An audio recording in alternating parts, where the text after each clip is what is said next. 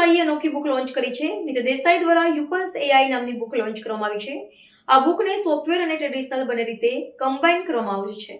સુરતના મિત દેસાઈએ યુપલ્સ એઆઈ નામની book launch કરવામાં આવી છે। ભારતમાં સૌપ્રથમ વખત આ પ્રકારની બુક લોન્ચ કરવામાં આવી છે।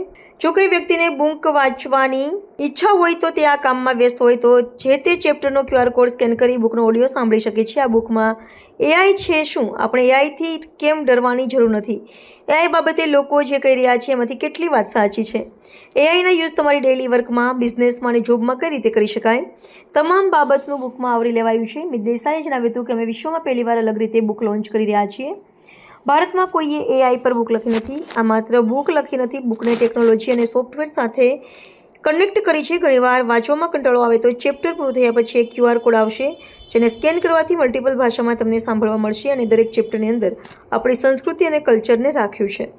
આજે અમે વર્લ્ડમાં પહેલી વાર કંઈક અલગ રીતે બુક લોન્ચ કરી રહ્યા છીએ। ઇન્ડિયામાં કોઈ એઆઈ ઉપર બુક નથી લખી, આપણે પહેલી વાર બુક લખી છે।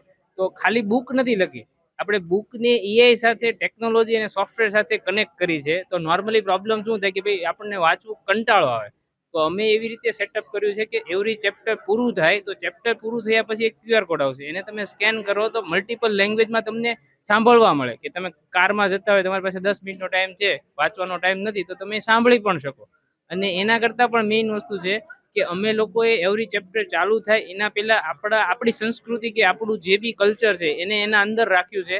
એ ચેપ્ટર જે કહેવા માગતું હોય એના સંસ્કૃતના શ્લોક અને એના આસપાસ જે બી આપણા દેવી દેવતા હોય એને સેટ કર્યા છે કે ભાઈ for example change is the only constant, તો કૃષ્ણ ભગવાન આવે બરાબર, અને એઆઈ છે એ નવો ચેન્જ છે। તો એ રીતે કંઈક અલગ રીતે અમે બુક લખી છે।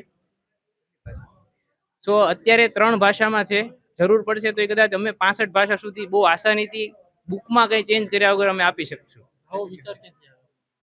આવો વિચાર અમે લોકોમાં હું જ્યારે નીકળ્યો કોમ્પ્યુટરમાંથી બહાર નીકળીને કે લોકોને સેશન્સ કરાવ્યા, મેં 50થી વધારે એઆઈના ટ્રેનિંગ સેશન્સ કરાવ્યા, તો ત્યારે એવું ખબર પડી કે લોકોને આની અવેરનેસ જ નથી।